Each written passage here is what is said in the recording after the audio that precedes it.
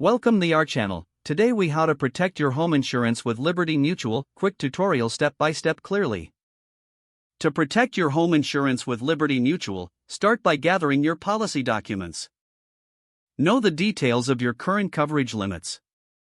Identify any potential gaps in your policy that may leave you vulnerable. Visit the Liberty Mutual website for easy navigation. Log into your account using your credentials. If you don't have an account, create one by providing your personal information.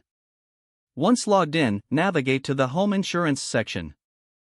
Review your current coverage options thoroughly. Consider adding additional coverage for specific valuables.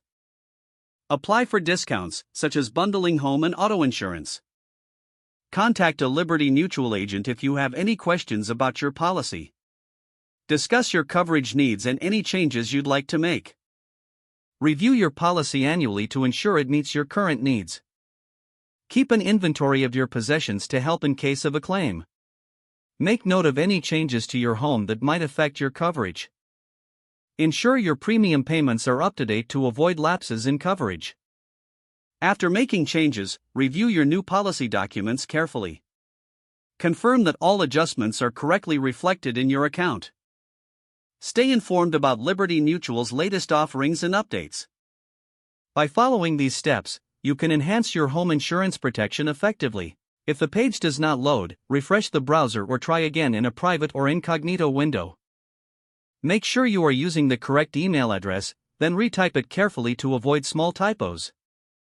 If your password is not accepted, use the reset option and create a new strong password you can remember. Check your spam folder for verification or security emails, then complete any requested confirmation steps. Enable two-factor authentication if available to improve account security and reduce unauthorized access risk.